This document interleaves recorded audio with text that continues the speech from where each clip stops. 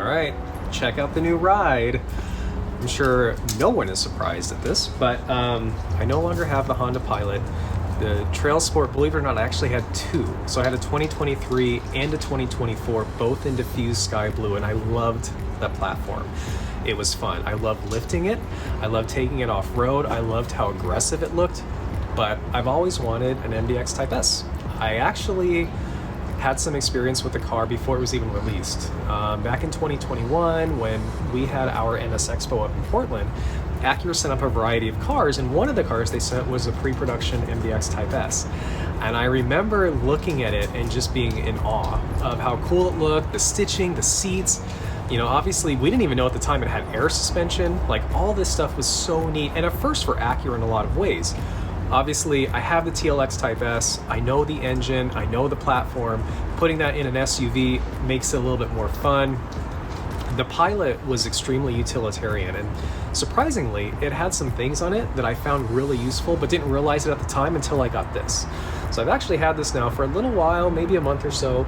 There are some things that I really like about it, and there are some things that I feel like were misses, and other things that are just different. You know, all of us are gonna find different value in different things for different vehicles. There's not one perfect vehicle for every person in every way, right? And one of the things that was kind of a bummer was all the storage. So the Pilot had a ton of storage because it was super utilitarian, right? It's made for families, it's made to go off-roading maybe in a way, kind of. And it had a lot of storage spaces. This, it doesn't. Does it make up for it in other ways? Yeah. And I mean, it's what, $27,000-ish more than the TrailSport Pilot.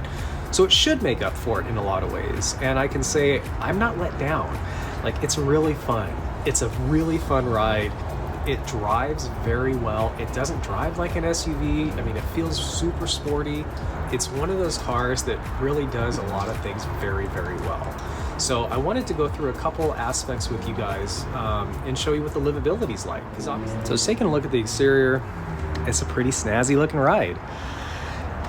There's a million videos on the changes that happened with the MMC for 2025. You guys can all check them out, but they're pretty apparent. Obviously, wheels, the grill, the vents, frameless grill, this massive Acura emblem right there. I love that everything has the black contrast. One nice thing, and you know, like most people, I'm not a big fan of piano black, but with the Pilot, when it was the plastic here, it would turn gray super quick. It would scuff. Obviously, if you got any wax on it, it was hard to get off, and in this case, it just wipes right off because it's plastic.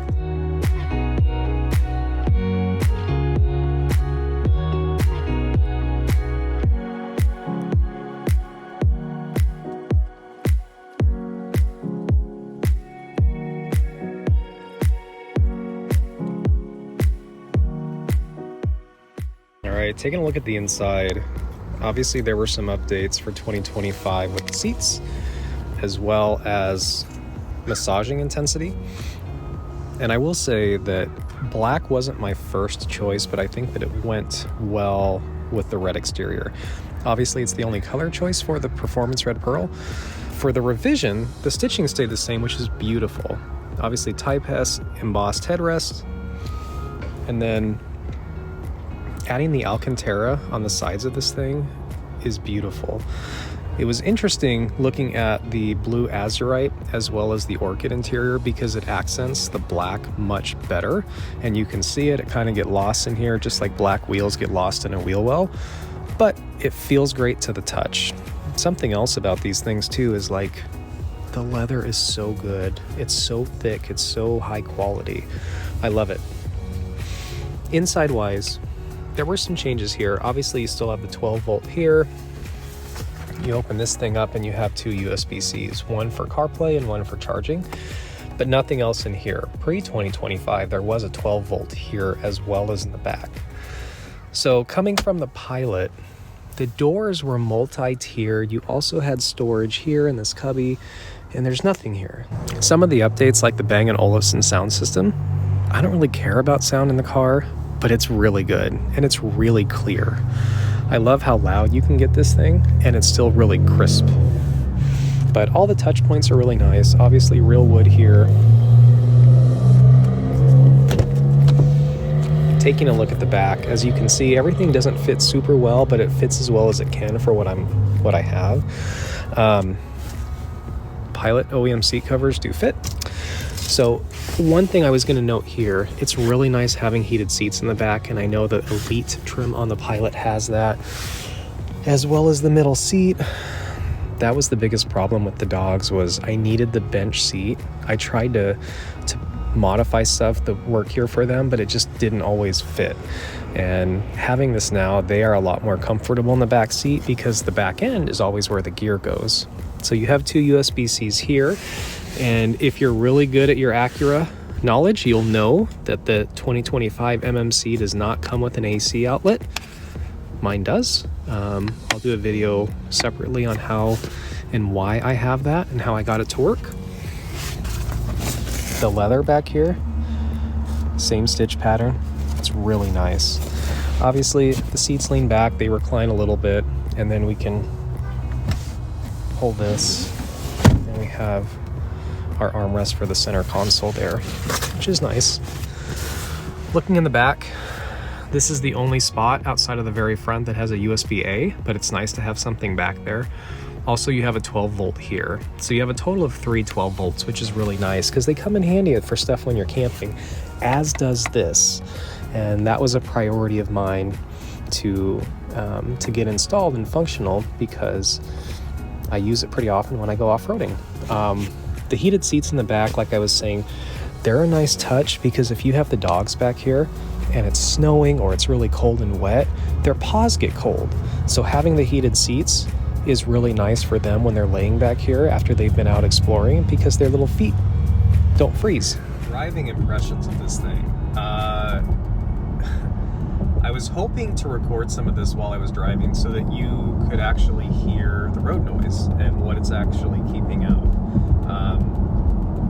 This is a pretty good car. It's no longer ping pongs when you're driving.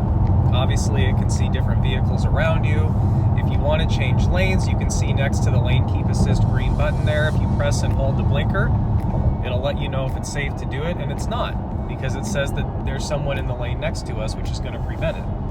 And there is somebody that's coming up right there, so that actually prevented it.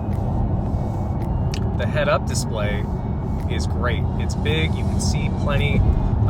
It keeps a good eye on everything. I do love Google that's built in. The Google Nav on this is super nice because you can be utilizing this, and also somebody could be using your phone or something else where you're not tied completely to CarPlay. This works, it integrates with your Google account, so it's really easy. If you search something, it shows up right when you're trying to go there.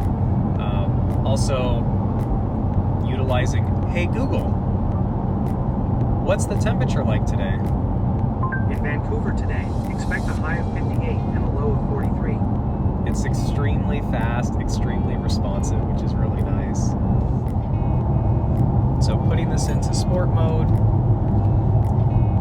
it does also have a Sport Plus, which is a nice touch for an Acura. You get the yellow tack needle, just like in the Integra Type R. You can also put the transmission into sport mode, and then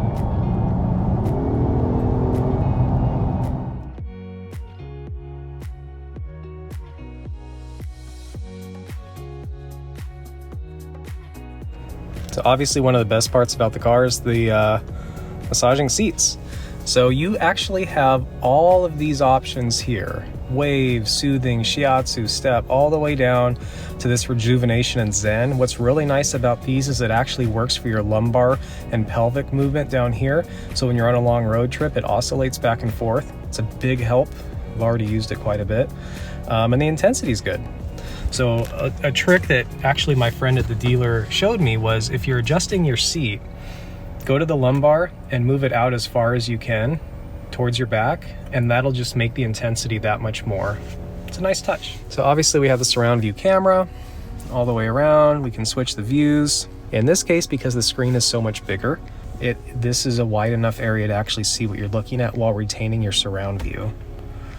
The other thing that is a little bit different with mine, which I'll also do a video on, is I needed the front camera washer. When you're out exploring, obviously if you put the car in reverse, and then you want to spray, it cleans the back camera, right? Well, the front doesn't have a camera sprayer, so when you're out off-roading and it gets dirty, you got to go out, especially if you're using that camera for off-roading, and go and wipe it down. Well, in my case, I have a front camera sprayer. Yes. And now for the almighty air suspension.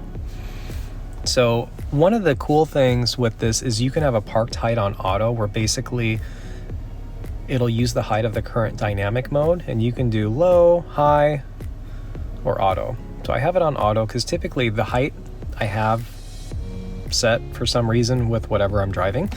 And then also leveling control, which is great for when you're camping, because a lot of times you'll have things in the back end that almost weigh it down, and then your headlights are off. So if this auto levels, it keeps it flat. So looking at this will change, and as it lifts, you'll be able to see us raising up.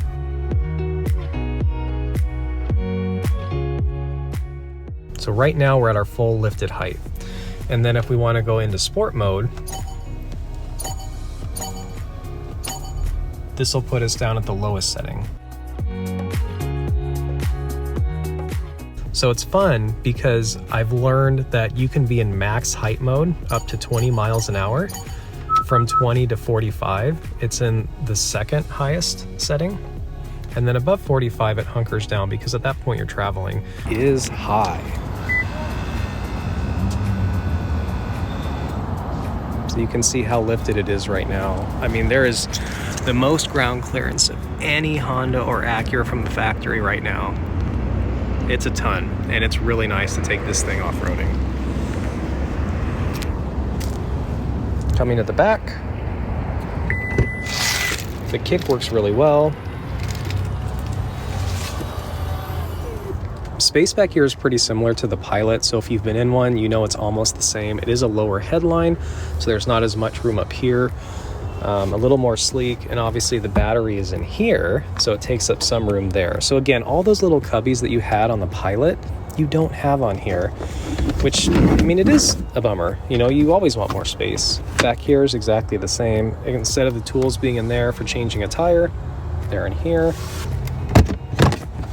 This is a nice touch. You can press this, and basically once that's on, the key doesn't have to be in proximity for the door to close and lock. It'll do it all on its own if you're heading inside. So that is the 2025 MDX Type S. So at this point, that's it. If you have any questions, leave them in the comments below. We'll do a couple more how-to videos on this thing pretty soon.